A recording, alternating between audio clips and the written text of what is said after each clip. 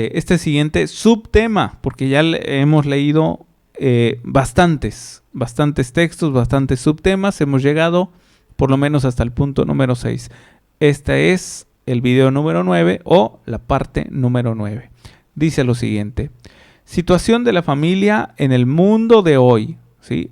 Aunque está hablando de 1980, vuelvo a repetir, estas palabras siguen resonando en este pleno año 2022. Ahorita lo van a entender porque muchos se van a familiarizar con mucho de lo que aquí comparta San Juan Pablo II.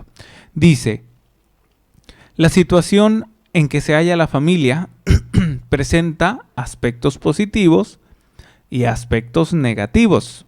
Signo los unos de la salvación de Cristo, operante en el mundo. Signo los otros del rechazo que el hombre opone al amor de Dios. Fíjense bien, del rechazo que el hombre opone al amor de Dios. Y muchos de ustedes ahorita, ay no, yo no, ¿verdad? Yo no me opongo al amor de Dios, no. El amor de Dios, yo estoy ahí dispuesto a Dios, a hacer su voluntad. Y quién sabe cuántas palabrerías siempre sacamos a la luz, ¿verdad? Que nos jactamos de ser católicos. No, rezo mi rosario, yo voy a misa.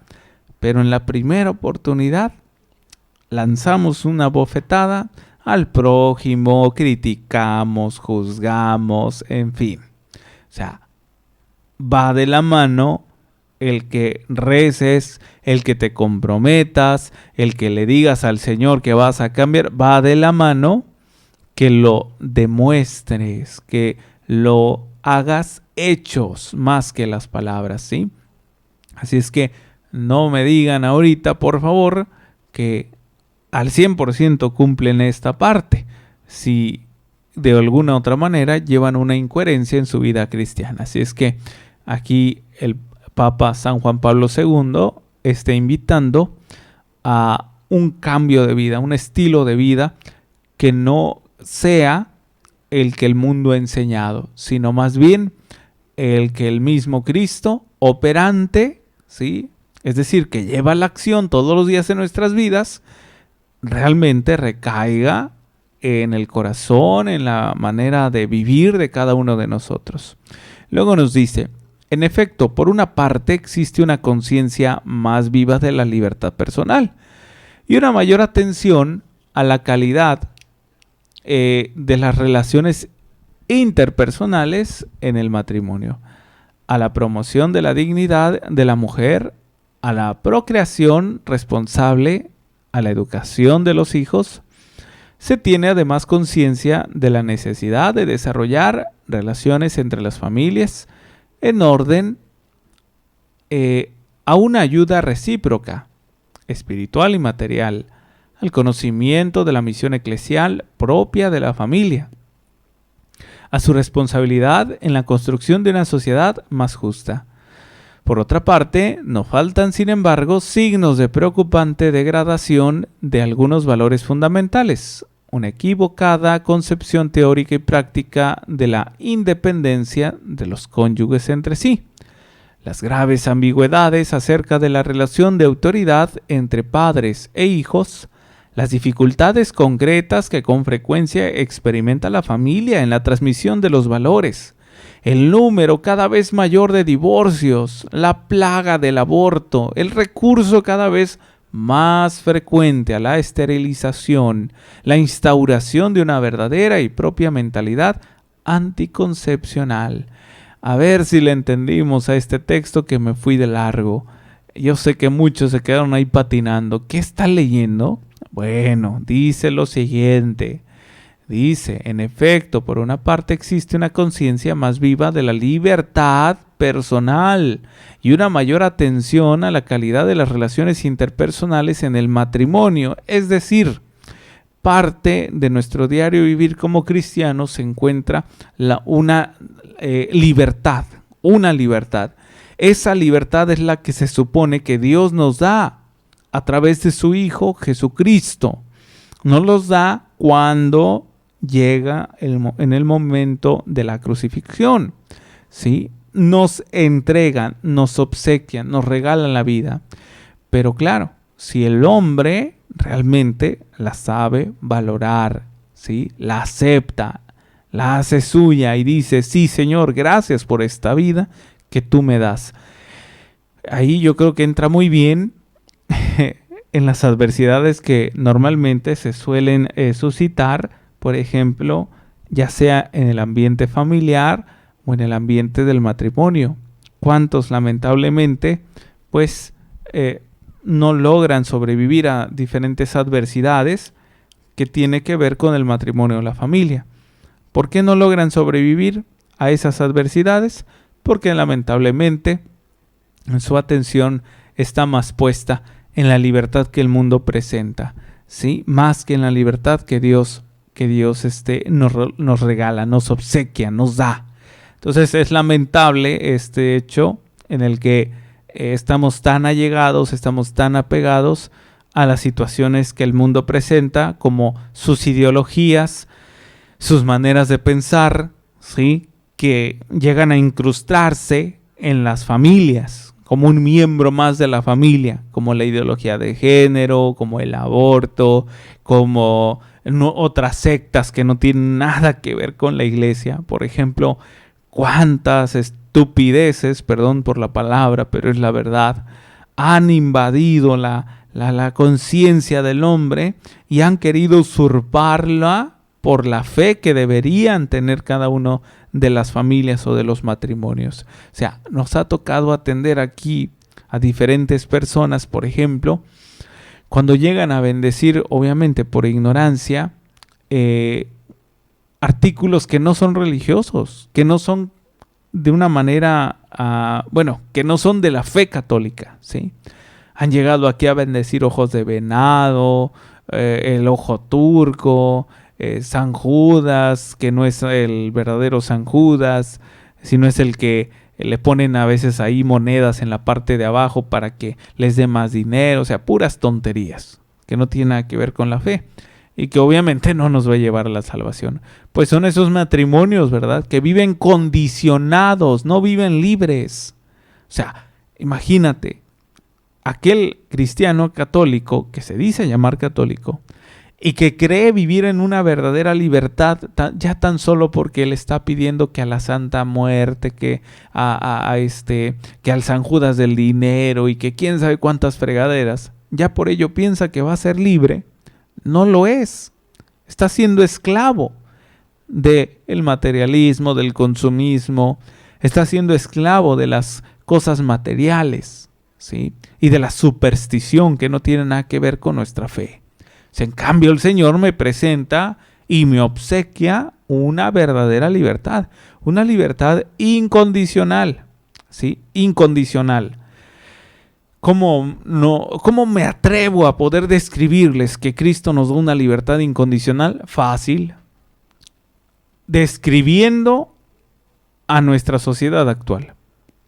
¿Cuántas personas viven sin fe? ¿Cuántas personas no creen en Dios? ¿Cuántas personas no van a misa? ¿Sí? ¿Y acaso son castigados? No. La libertad de Dios se hace presente, ¿sí? La libertad de Dios se hace presente. Y es triste, es lamentable. ¿Por qué? Porque precisamente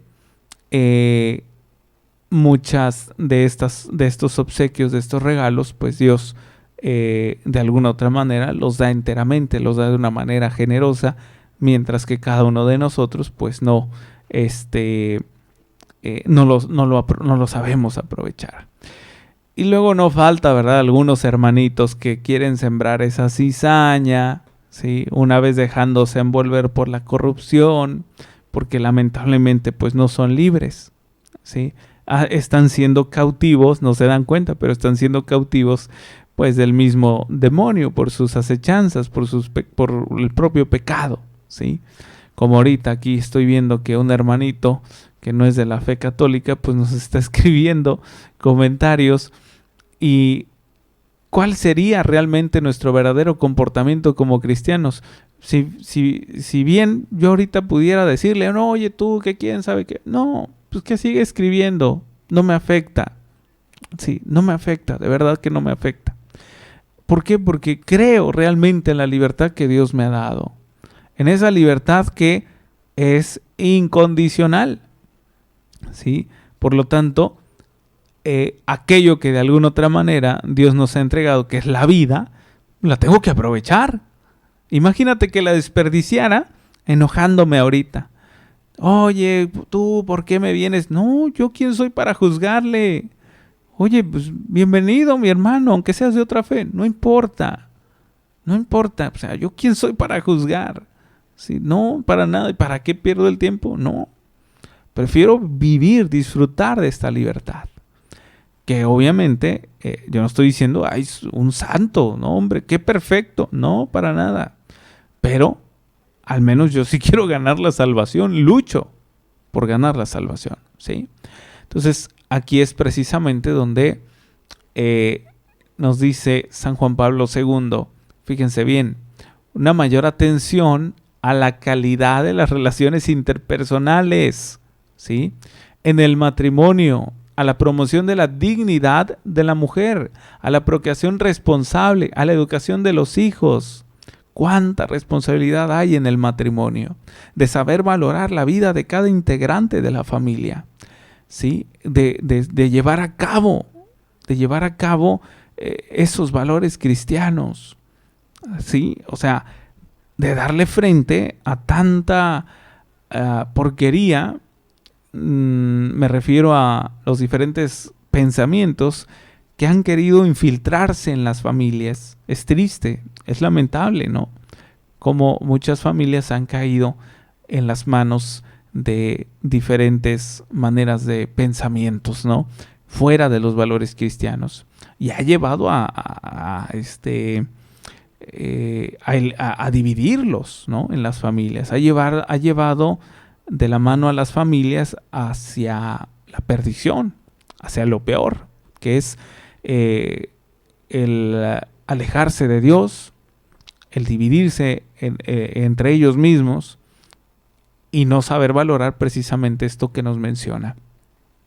Dice, a la educación de los hijos, se tiene además conciencia de la necesidad de desarrollar relaciones entre las familias en orden a una ayuda recíproca y espiritual y material, al conocimiento, dice, de la misión eclesial propia de la familia, a su responsabilidad de la construcción de una sociedad más justa. ¿Cuántos de nosotros de verdad estamos conscientes, lo decía el día de ayer, de nuestra realidad social, de lo que está pasando? ¿Por qué? Porque es importante para el fiel cristiano católico conocer lo que está pasando en nuestra sociedad. Porque de tal manera será que nos estaremos preparando. ¿Preparando para qué? Pues para poder erradicar, para poder terminar, ¿sí? Para poder eliminar aquella mala educación, aquella mala formación que quiera filtrarse en las familias, ¿sí? Y no porque vayamos a pelear y ustedes ideología de género y ustedes, no. Déjenle las armas a otras personas, ¿sí? Porque para nosotros como cristianos es solamente a través de la oración. Nada más. No nos compete andar ahí. O sea, ¿quién nos ha llamado a nosotros jueces? No somos jueces. Se supone que deberíamos responder a una vocación de servicio, de discipulado, ¿sí? Es decir, a través de la oración combato las diferentes adversidades que quieran atentar con mi matrimonio o con mi familia. Entonces, mucha responsabilidad, ¿verdad? Dice ahí, debemos de ser conscientes que debemos de tener en la construcción de una sociedad más justa. Dice, por otra parte, no faltan, sin embargo, claro, dice, signos de preocupante degradación de algunos valores fundamentales. Dice, una equivocada concepción teórica y práctica de la independencia de los cónyuges entre sí. Las graves ambigüedades acerca de la relación de autoridad entre padres e hijos. ¿Sí o no? Está pasando hoy en día. Está pasando y no es ambiguo. Es de este presente año 2022, en que ahora los hijos mandan a los padres. Es decir, como aquel dicho tan popular y vulgar, ahora los patos le tiran a las escopetas, ¿sí? Fíjense, fue escrito en 1980 y está pasando en estos tiempos. O sea, eso quiere decir que nosotros como cristianos católicos no estamos trabajando, ¿sí? Papá y mamá, no estás trabajando. ¿Por qué? Mira, hace mucho tiempo estos mismos problemas surgían y siguen permanentes y vamos empeorando cada vez más. Así es que pues espero de todo corazón que asimiles los valores cristianos en tu familia, en tu matrimonio. Dice, las dificultades concretas que con frecuencia experimenta la familia en la transmisión de los valores y el número cada vez mayor de divorcios. A ver, lo estoy leyendo y lo estoy describiendo, ¿sí o no? ¿A poco no se relaciona con nuestro tiempo actual de los modernos matrimonios y modernas familias, ¿sí o no? O sea, es lo que estamos viviendo. Y vuelvo a insistir, fue escrito en 1980 y hoy está pasando, ¿sí? Hoy está pasando. El número cada vez mayor de divorcios, ¿sí? La plaga del aborto, ¿sí o no? Eso es lo que estamos enfrentando. Algunos enfrentando, otros ni quieren saber nada, ¿sí? Lamentablemente es así. El recurso cada vez más frecuente a la esterilización. ¿Cuántas veces han recurrido a diferentes opciones de aborto? Sigue siendo aborto, ¿sí? La instauración de una verdadera y propia mentalidad anticoncepcional, ¿sí? Métodos anticonceptivos, que la pastilla, que sí, o sea, tantas fregaderas con tal de ser aquellos que nada más pretenden usurpar el papel de Dios. O sea, normalmente para la mayoría de la humanidad, de los hombres, del ser humano, Dios estorba, ¿sí? Dios estorba porque me impone. O sea, yo quiero una cosa y Dios quiere otra. No, yo quiero hacer lo que yo quiera, ¿sí? Lo que a mí me parezca, lo que a mí me venga en gana. A eso se le llama una conciencia a mi manera, ¿sí? Y por eso diferentes sectas, diferentes, pues, entre comillas, religiones, ¿sí? ¿Por qué? Porque como en la religión católica exigen mucho, no, pues mejor hago una a mi manera, una a mi conciencia, ¿sí? Como ahí hay que comprometerse a hacer los sacramentos, como ahí hay que confesarse, no, mejor una a mi manera, donde no me confiese, donde no me pidan tantos requisitos, donde sienta bonito a través de la música, la oración, ¿sí? Donde yo sienta bonito, esa es la religión. Entonces, pues no, ¿verdad? Claro, ¿cómo no va a estorbar el Señor si nos saca de nuestras comodidades? Lamentablemente. Entonces, y créanme, no es nada más, no crean que estoy hablando de nuestros hermanitos que no son católicos. No, de los propios católicos, que se dicen católicos. Lamentablemente es así. Hoy que vemos mucho que si que hay que defender la vida, aquellos disque católicos, hay que defender la vida y que quién sabe qué, y luego que hacemos marchas y otras marchas por la vida, tanto defendemos, y a veces cuando yo los he escuchado, católicos, que cuando los entrevistan, su respuesta, de verdad, se los digo, y con todo respeto, no tiene mayor argumento, no saben por qué están marchando. ¿Sí? O sea, siguen ahí, perdón la expresión, siguen la manada, ¿sí? No saben por qué están ahí parados. O sea, su único mensaje que se grabaron es porque voy a salvar la vida. Y no tengo nada en contra. Qué bueno que quieran manifestarse para salvar la vida, o para valorar la vida. Pero es triste, es lamentable que un católico sea nada más un católico ¿cómo les diré?, de memorizar las cosas, más que de aprender y de entender por qué se hace, ¿sí? Vuelvo a insistir, cuando se hacía ese tipo de marchas y cuando entrevistaban a cada católico que iba a esas marchas, su única respuesta era, para defender la vida.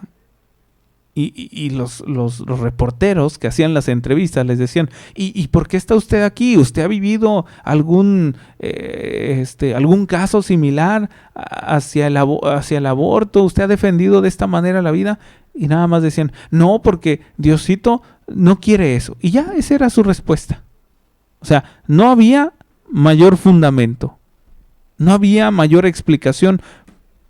Y es triste encontrar algunos católicos que no sepan de alguna otra manera, pues, dar una respuesta razonable, inteligente, de fe, por supuesto, también. En fin, vamos con el siguiente párrafo. Nos dice, en la base de estos fenómenos negativos está muchas veces una corrupción de la idea y de la experiencia de la libertad, concebida no como la capacidad de realizar la verdad del proyecto de Dios sobre el matrimonio y la familia, sino como una fuerza autónoma de autoafirmación, no raramente contra los demás, en orden al propio bienestar egoísta. Es lo que les digo, o sea, mientras yo me sienta bien, yo sienta bonito, eso es, vaya, pues, lo correcto, ¿sí?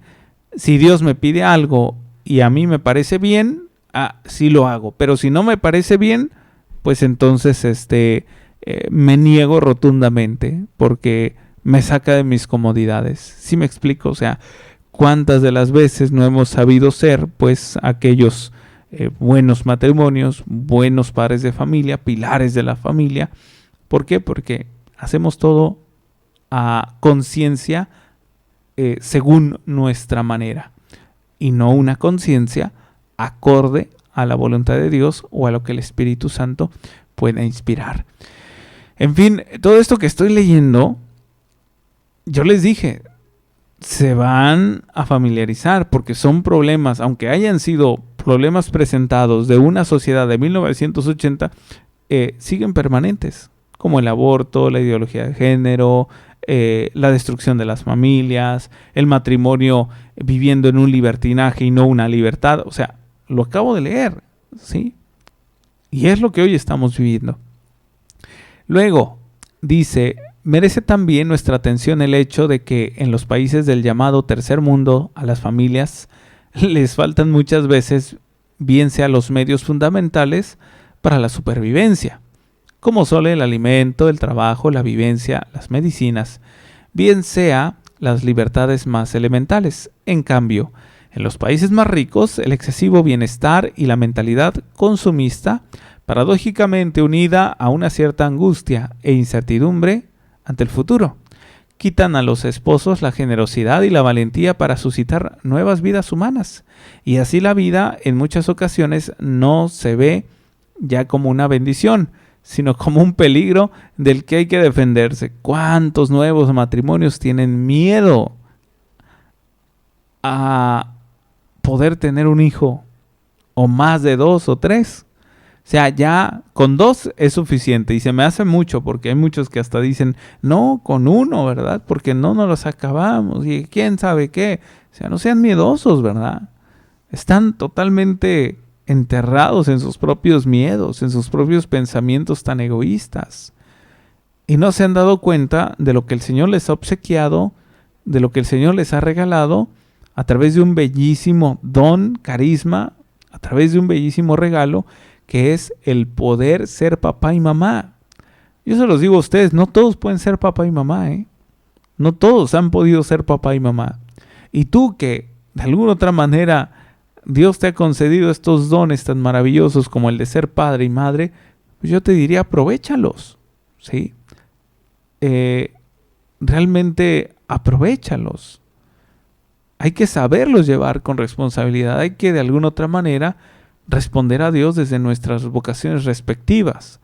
Si eres papá, si eres mamá, ¿cómo voy a responder a Dios en esta vocación? Pues precisamente procreando, teniendo esos hijos que Dios te ha encomendado, que son esas almas, ¿no? Y no caer en este miedo, ¿no? que corroe a los neomatrimonios, a los nuevos matrimonios de las nuevas generaciones, pues con un pensamiento tan débil, ¿no? En fin, Dice, la situación histórica en que vive la familia se presenta, pues, como un conjunto de luces y sombras. Efectivamente, pues está bien, se presenta la oportunidad de poder aprender, de poder escuchar la voz de Dios, pero también se va a presentar la voz del mismo demonio, como se lo está presentando en este tiempo, ¿no? Y que se ha presentado en muchos tiempos de la historia de nuestros antepasados cristianos, ¿sí? Y de nuestra Santa María Iglesia, de los tiempos de Jesús. O sea, el hecho de que haya estado Cristo no significa que el enemigo no haya estado. Claro que sí. O sea, si quería hacer caer al mismo Jesucristo, pues cuanto más a nosotros que queremos seguirlo. ¿Sí? A eso se refiere este conjunto de luces y sombras.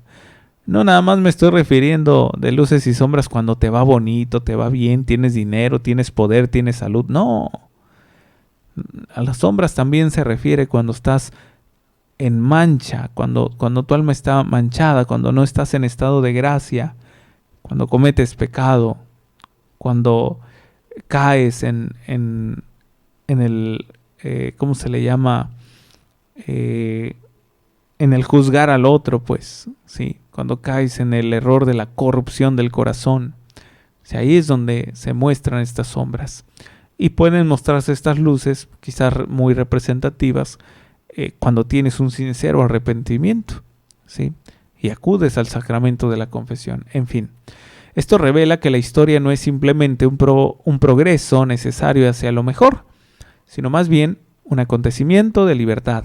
Más aún, un combate entre libertades que se oponen entre sí, es decir, según la conocida expresión de San Agustín, un conflicto entre dos amores, el amor de Dios llevado hasta el desprecio de sí y el amor de sí mismo llevado hasta el desprecio de Dios. Con esto con esto termino. Bueno, pues ya casi terminamos el siguiente subtema. Ahorita le damos lectura al último párrafo. Por esto el amor de sí mismo, créanme, yo se los puedo compartir a cada uno de ustedes. Si bien pudiéramos comprender que existen dos enemigos que quieren a capa y espada que perdamos nuestra relación con Dios, que nos demos por vencidos, que tiremos la toalla, como decimos vulgarmente, que abandonemos el camino de Cristo. El primer enemigo, tal cual le corresponde el primer lugar, porque es el más agresivo a lo mejor, y todos ustedes ya están pensando, ¡ay, el demonio! No, el primer enemigo no es el demonio. El primer enemigo es uno mismo. ¿Sí? Si no te logras vencer ante el pecado, si no te logras vencer ante tus debilidades, estás dando entrada al mismo demonio. O sea, el primer enemigo somos nosotros mismos. ¿Por qué? Porque, vuelvo a repetir, a veces como que no le damos lucha al pecado o a las adversidades o a las apetencias humanas. Y hacemos más caso, pues, a esas apetencias, al propio pecado, a mis debilidades. Cuando deberíamos, de alguna otra manera, pues, estar siempre en guardia. O sea, yo no estoy diciendo que no vayas a pecar o que un día no vayas a caer en error. Claro que sí. Pero el que caigamos no significa que no pueda haber un sincero arrepentimiento o que no pueda volver al camino de Dios que me da esa fortaleza o ese perdón a través de su infinita misericordia. Por eso yo les recomendaría, mis hermanos, si han pecado, tienes la oportunidad de confesarte.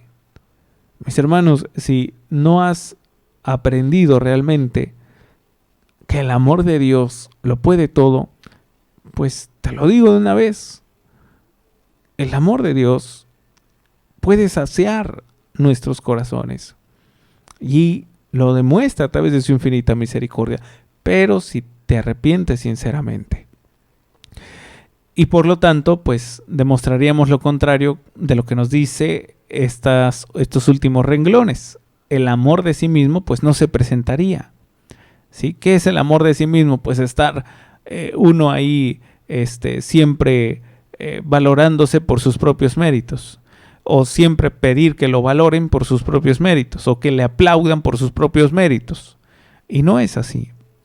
El hecho de que papá y mamá puedan educar o puedan ser padres o madres de familia no es por sus propios méritos, es porque Dios se los ha obsequiado, ¿sí? Lo mismo los hijos. El hecho de que puedas realizar un proyecto, puedas graduarte de una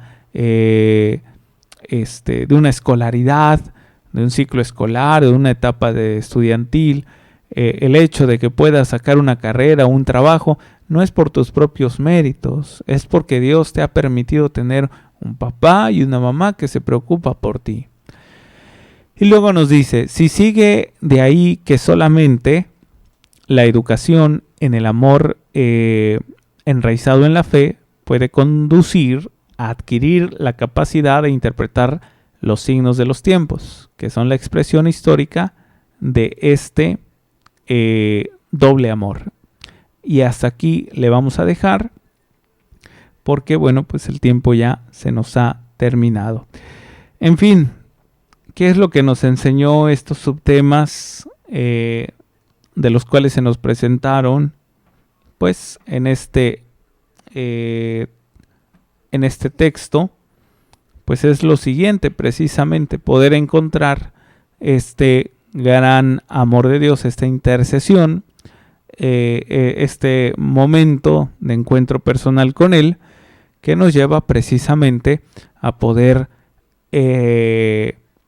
hacer un análisis que nos lleve a reflexionar qué estoy haciendo con la vocación, con el don, con este obsequio que Dios me ha regalado, y qué estoy haciendo con esta iglesia doméstica que Dios me ha encomendado, que es la familia, ¿sí? Estamos realmente preparándonos por las diferentes adversidades que se presentan, que es precisamente una sociedad que atenta demasiado contra la familia.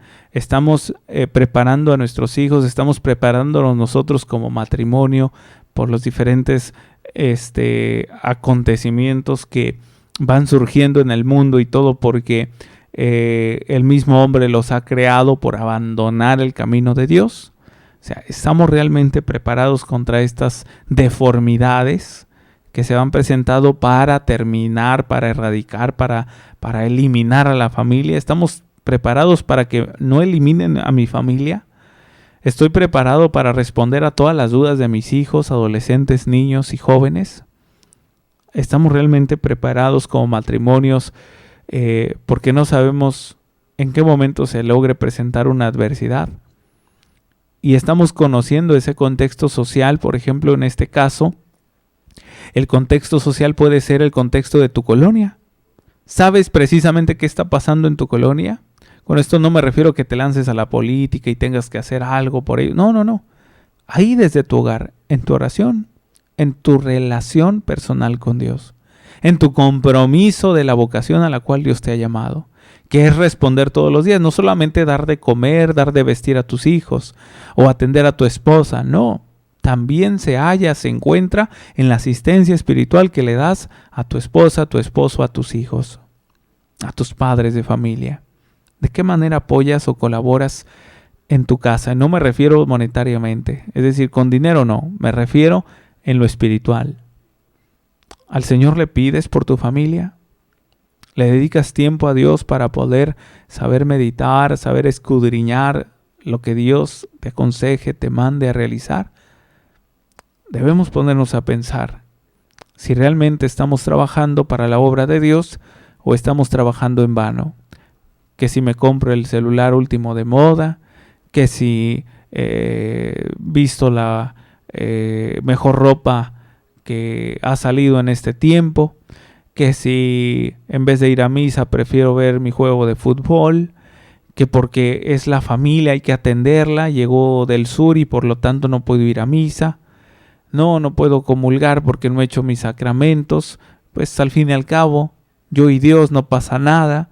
O sea, todo ese tipo de enseñanzas tan pobres es triste, ¿no? Que de alguna otra manera, pues lamentablemente se va pasando de generación en generación. Si unos padres de familia no crecen en el compromiso con Dios a través de los sacramentos, pues cuanto menos los hijos, y así se va una generación, una cadenita de generación en generación. Pues ojalá que muchas de estas palabras que San Juan Pablo menciona en esta exhortación apostólica Familiaris Consortio pueda haber hecho resonar nuestra conciencia y nuestro corazón para poder meditar y comprender que necesitamos actuar con lo que el Señor nos manda a realizar.